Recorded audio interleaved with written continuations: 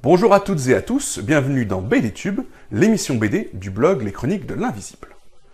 Comme chaque mois, on se retrouve pour parler de bande dessinée, de comics, de manga, bref, de toutes ces lectures qui nous font vibrer, qui nous font voyager. Et petit Yannick est toujours parmi nous. Bonjour petit Yannick. Bonjour à tous. Voyons donc le programme détaillé de ce numéro de juin. L'actu du mois vous aide à comprendre le All New, All Different Marvel que vous retrouvez depuis quelques semaines dans vos kiosques. La BD du mois vous présente O-Sensei de Harcourt aux éditions Achilleos. Le retour arrière vous donnera envie de lire ou relire Le journal de mon père de Jiro Taniguchi aux éditions Casterman. Enfin, CDLI ce mois vous proposera comme à chaque fois 2 chroniques issues des publications mensuelles du blog.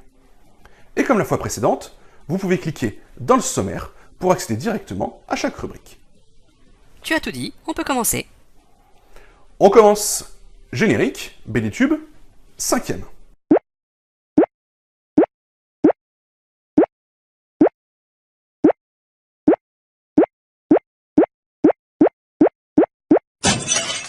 BDtube. Je ne crois pas avoir besoin de vous présenter Spider-Man, les Avengers ou les X-Men, si? Vous les connaissez forcément sur grand écran, mais ce n'est pas pour cela que vous les lisez.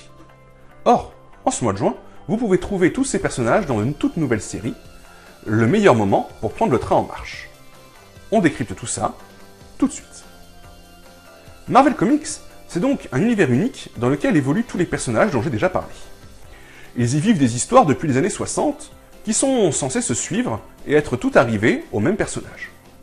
C'est la particularité de l'univers Marvel, mais ça peut être un peu lourd, un peu impressionnant pour un nouveau lecteur. Même si, en vrai, Marvel reste toujours très accessible pour qui est prêt à accepter de ne pas tout comprendre dès le premier épisode. Marvel ne reboote pas son univers. C'est quoi un reboot? C'est une remise à zéro de l'univers. L'idée qu'on oublie tout ce qui s'est fait avant pour écrire de nouvelles histoires sur des personnages frais et vierges de toutes aventures. Par exemple, DC l'a fait il y a quelques années avec son New 52. Mais donc, Marvel ne procède pas ainsi. Mais reste cette accusation, cette idée de complexité. Alors, l'éditeur a lancé en 2015 Secret Wars, un événement qui a transformé l'intégralité des séries de l'éditeur. L'initiative fut osée mais intéressante. Pendant 6 mois, ils ont proposé des récits qui ne tenaient plus compte de cette histoire passée. C'était juste une période balisée, mais c'était une période justifiée dans l'histoire de l'univers et des personnages.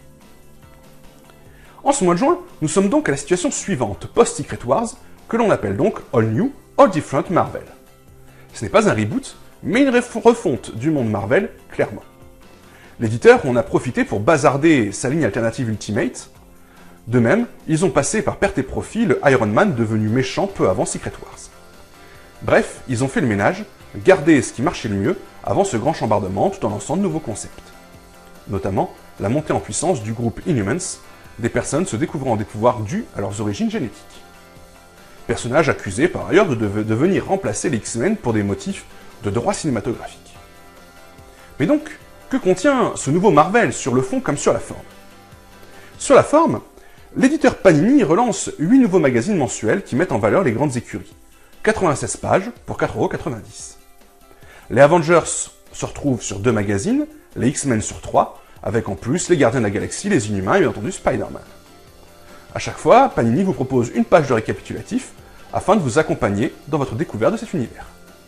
C'est réellement le bon moment pour vous lancer dans les comics Marvel en kiosque. Et tu as tout lu, toi? Non, je n'ai pas tout lu, mais je vais quand même vous proposer une petite revue de ces 8 magazines pour que vous sachiez ce que vous allez y trouver. Et je commence par les magazines que je ne lis pas personnellement. All New Deadpool contient les séries qui mettent en scène le mercenaire ultra bankable. Deadpool et Spider-Man Deadpool. All New Les Gardiens de la Galaxie, avec au programme Guardians of the Galaxy, Star-Lord et Drax. All New Wolverine and X-Men, qui propose la série All New Wolverine et All Mad Logan. All New X-Men, la série mutante de groupe que sont Extraordinary X-Men, Uncanny X-Men et All New X-Men. Et pourquoi tu ne les lis pas, toi, ces magazines? Alors, en fait, ça dépend, tu vois. Deadpool, le personnage ne m'intéresse pas vraiment en dehors du film.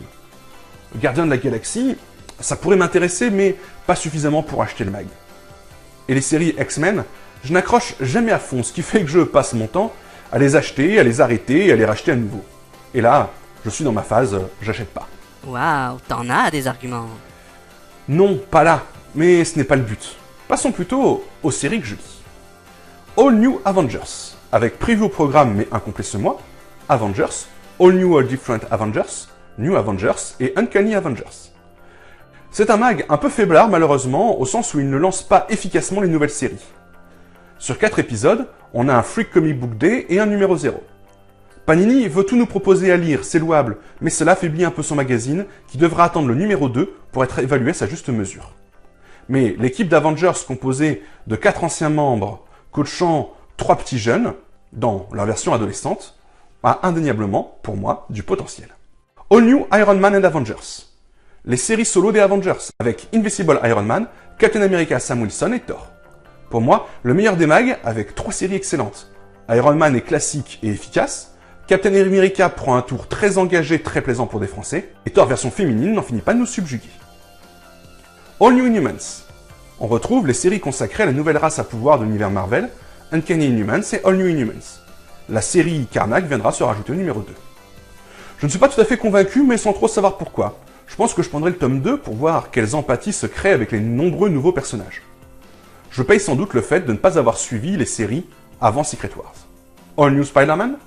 Maintenant, il y a 3 versions du tisseur de toile en activité dans l'univers Marvel. Amazing Spider-Man, Spider-Man et Spider-Man 2099.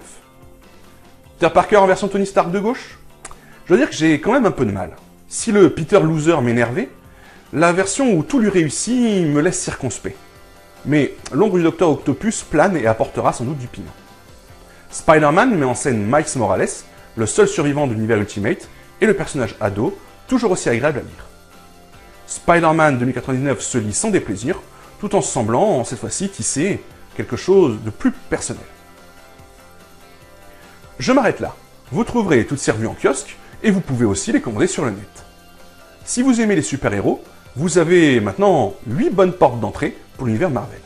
C'est une proposition à ne pas rater. Et on se retrouve tout de suite pour la BD du mois.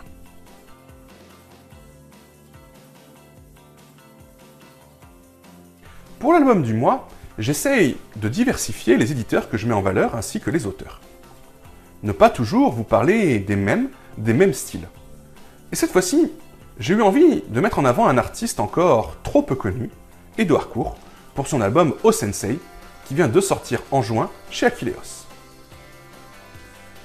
Edouard Court, c'est l'auteur du triptyque Héraclès paru au même éditeur ces dernières années. 3 albums reprenant l'histoire mythologique d'Hercule, avant, pendant et après ces fameux 12 travaux. Non, parce qu'en fait, il n'y a pas qu'Astérix qui a dû en passer par là. Edouard Court, c'est un artiste capable d'infuser un dynamisme et une énergie incroyable dans son dessin, par son découpage, par son trait. Alors, quand il m'a parlé de son nouveau sujet d'écriture, la naissance de l'aïkido, cet art martial japonais, j'ai immédiatement été convaincu. Qui d'autre pour mettre en scène les mouvements de projection propres à ce sport, à cet art martial, cette notion d'énergie que contiennent tous les autres arts martiaux. O Sensei, c'est donc l'histoire de Morihei Ueshiba, le fondateur de l'aïkido, centré sur la façon dont l'homme est parvenu à comprendre et à enseigner cet art martial. On le rencontre à différentes étapes de sa vie, jeune soldat dans l'armée, vieux sensei au bord de la mort, et on découvre petit à petit de quelle façon il a développé cette perception de l'univers et du combat. Face à lui-même, face à ce qu'il était avant, voilà comment est né l'art martial qui réduit l'agressivité à néant.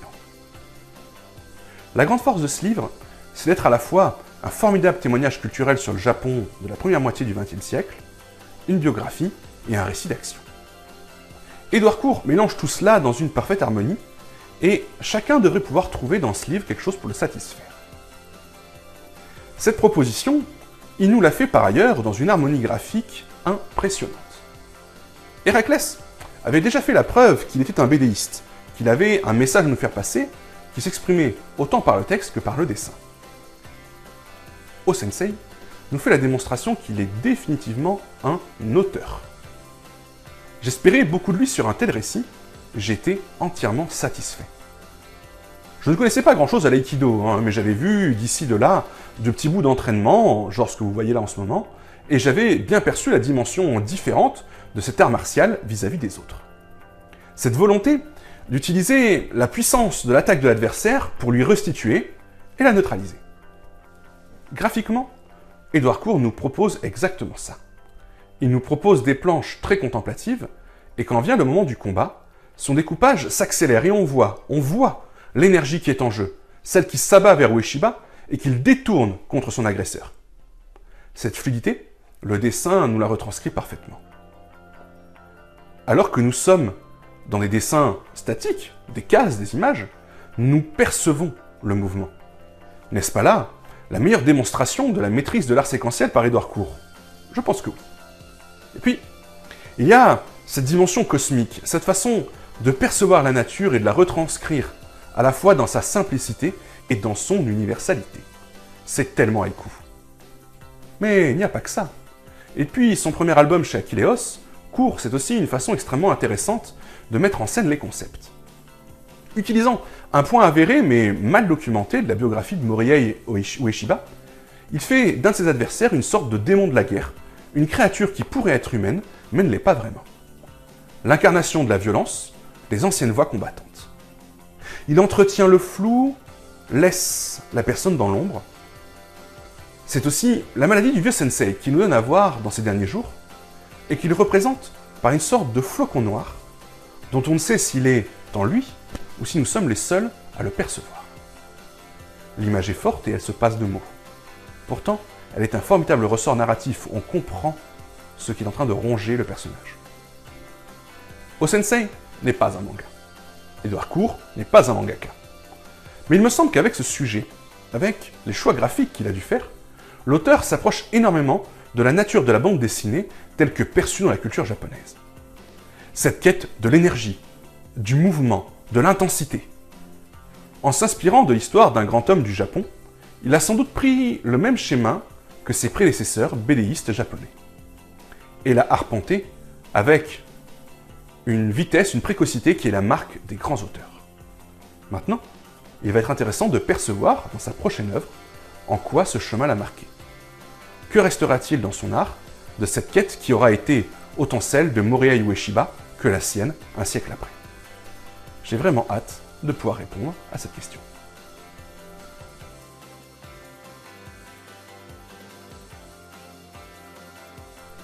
Pour le retour arrière, nous allons aborder un auteur japonais qui est presque une icône en France.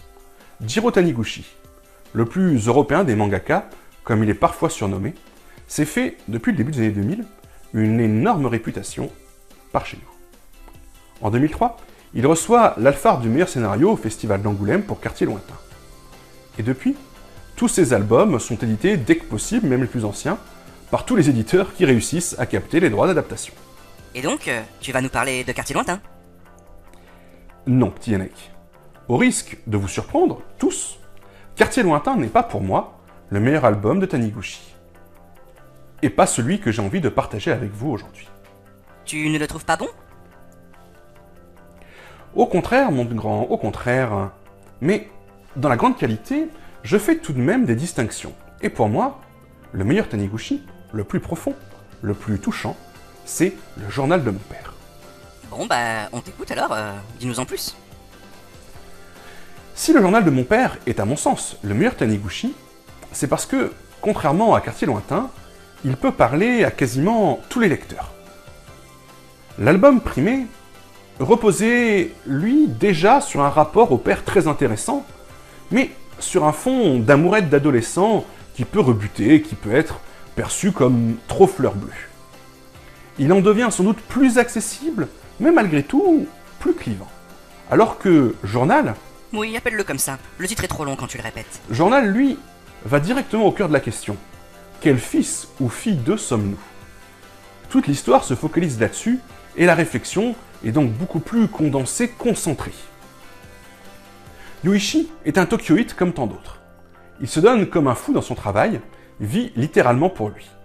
Jusqu'à en sacrifier sa famille qu'il ne va plus voir. Pas le temps, on compte sur lui. Son épouse n'a rencontré sa belle famille qu'une poignée de fois. Mais, là, Yoichi va devoir aller contre sa nature, car son père vient de mourir, et il lui faut retourner dans la ville de son enfance. Il lui faut affronter ce qu'il a laissé derrière lui, il lui faut retrouver ce père qu'il a volontairement perdu de vue depuis son plus jeune âge. Oh, c'est triste comme histoire. Oui, un peu, c'est vrai. C'est l'histoire d'un père et d'un fils qui se perdent et ne se retrouveront jamais. Mais ce n'est qu'un point de vue. On peut aussi considérer qu'ils se retrouvent, dans l'esprit de Yoichi au plus profond de lui, et qu'au final, c'est cela qui compte, puisque c'est cette image-là qui perdurera, une image plus juste de qui était réellement ce père. C'est censé être moins triste? Un peu. Disons que c'est une histoire un peu amère alors. C'est en tout cas le récit d'une évolution, ce qui est pour moi l'essence même de l'être humain. Cette capacité à avancer, à construire sur des expériences pour changer son futur. Par ce retour impromptu, le personnage principal s'offre une véritable thérapie express. Parce que Jiro Taniguchi nous donne à voir toute la vie du personnage, de sa famille, et on voit bien quels traumatismes ont amené cet enfant à perdre de vue son père. Mais de même, l'auteur ne manque pas de montrer à quel point le père, lui, s'est avéré incapable de sortir de ses propres ornières pour voir la détresse de son fils, la comprendre et l'aider. Je commence à comprendre pourquoi tu as choisi ce titre plutôt que Quartier Lointain. Taniguchi construit son récit très intelligemment. Chaque chapitre nous fait voyager dans les différentes époques de la vie de la famille, de l'enfance à l'âge adulte de Yoichi. Mais chaque partie se termine par un retour au présent et à la veillée funéraire. Et donc, aux questions que se pose le personnage au fur et à mesure qu'il découvre ce père, aux réponses qu'il commence à trouver en lui. Le lecteur est donc guidé par le rythme de l'histoire pour prendre le temps de penser à ce qu'il vient de lire. Alors que moi, j'en suis à ma 3e ou 4e lecture de l'ouvrage, j'ai encore eu envie de m'arrêter à chaque fin de chapitre et à me poser pour réfléchir à ce que je venais de lire. C'est là, j'en suis convaincu, la marque des plus grands récits. Vous les avez oubliés un peu? Vous ne conservez que ce sentiment positif qui vous ramène à eux, et à chaque nouvelle lecture, vous avez une nouvelle redécouverte. Parce que l'auteur parle de nous, de qui nous sommes. Il parle autant aux hommes qu'aux femmes. Il parle à ceux qui ont été fils ou filles d'eux. Il parle à ceux qui sont pères ou mères. Je ne vais pas détailler plus le récit, les grandes étapes. Il me semble que cet album mérite avant tout une rencontre entre lui et le lecteur. L'intimité du propos, je me dois de la respecter. J'espère vous avoir tout de même donné envie de faire cette expérience. Tu pourrais nous parler du dessin pour changer de sujet et nous donner plus envie encore. Excellente idée, petit Yannick. Parce que, évidemment, le dessin est la deuxième raison majeure de lire ce livre. Si en France, nous aimons tant Jiro Taniguchi, c'est évidemment pour sa capacité à ne pas respecter les codes du manga tels que certains les détestent. Ligne de vitesse, découpage sous acide, grands yeux, personnages super difformes sous l'effet d'émotions intenses, rien de tout ça avec le sage et placide Taniguchi, le parfait auteur pour mettre en scène les contemplations zen. Mais il avait pas fait des récits plus violents? Tu ne les as pas lus, mais tu as raison. Blanco, par exemple, retrouve plus l'intensité du genre, et je mets au défi quiconque de trouver le sommet des deux chiant et contemplatif. Mais donc oui, Journal est un récit humaniste, tourné sur les ressentis des personnages. Dans la postface proposée par Casterman, dans le recueil récent, Taniguchi exprime sa crainte à ce sujet, et il laisse le soin au lecteur de répondre. Alors, je le dis, tout simplement. Oui, Taniguchi, par son dessin, par sa mise en scène, nous fait partager pleinement l'intensité des sentiments de son personnage principal et de ses proches. Je peux vous assurer que j'ai eu les larmes aux yeux à chacune de mes lectures. Parce que son dessin est juste, parce qu'il est vrai et qu'il est beau. On s'extasie dans la somme de détails représentés, dans la richesse des cases. Et on constate que malgré ce travail intensif, chaque page est d'une parfaite clarté. Dis donc, tu l'aimes toi ce livre, hein? Oh que oui. Et autant pour de bonnes raisons objectives que pour de bonnes raisons subjectives. J'espère vous avoir transmis cette vibration, cet enthousiasme, et que vous irez découvrir, si ce n'est pas encore fait, le journal de mon père, de Jiro Taniguchi.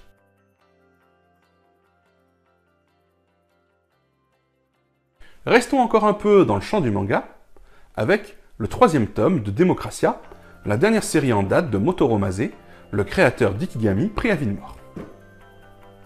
Démocratia voit 2 jeunes chercheurs japonais construire une androïde qu'ils dotent d'une intelligence artificielle, pilotée par une communauté virtuelle de 3000 internautes. Un androïde qui va prendre son indépendance dans des circonstances tragiques. Pour en savoir plus, venez donc découvrir ma chronique en cliquant sur le lien.